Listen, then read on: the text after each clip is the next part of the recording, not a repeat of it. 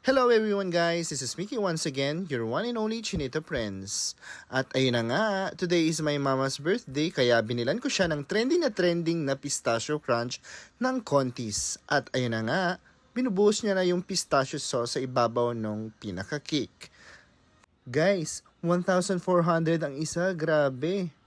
Pero di tayo sure, baka kahit maliit, baka naman super sarap. Actually, sobrang na-curious ako kasi ang dami nagva-vlog. Ang dami nagsasabi hindi masarap, kesyo hindi sulit, pero may mga nakikita rin ako na nasasarapan naman sila. Kaya, eto, itry natin guys. Nga pala guys, 2 hours lang ang tinatagal nitong cake na to. Kaya dapat ma-chill agad siya. Ayan na nga, binubudbara na ni mama ng edible rose petals. Ano kaya yung lasa niyan? Malalaman natin.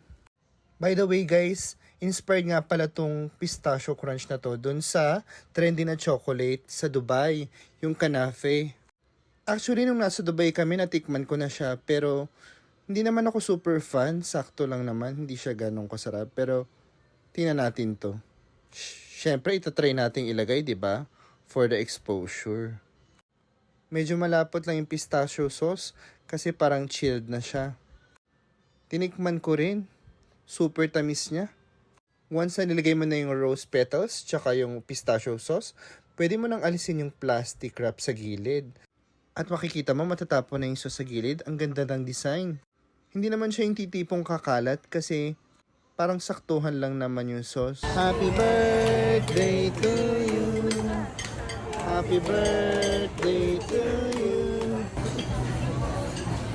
Tan tan tan tan. Happy birthday to you. Matigas daw yun. Ayan, tigas na. Oh.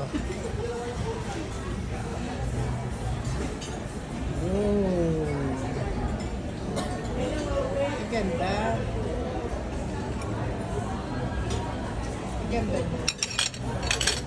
Meron siyang 7 layers, brownie, choco mousse, katayfi, pistachio cream, whipped cream, ganache, pistachio sauce.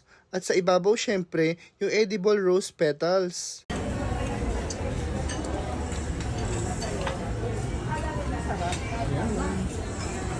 Sarap ano yun.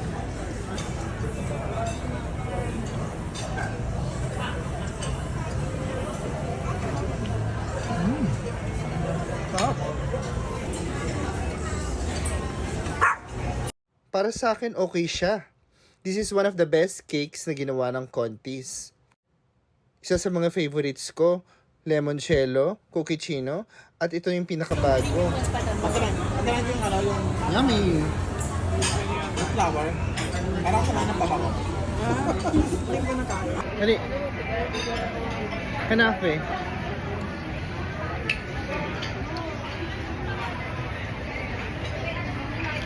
Sarap naman. Dahil nagsasabing hindi masarap. At ayan na nga, paubos na yung slice ko. See you guys on my next food vlog. Char! Bye! Sorry guys kung medyo messy yung background ha. Kakatapos lang namin kumain. Bye!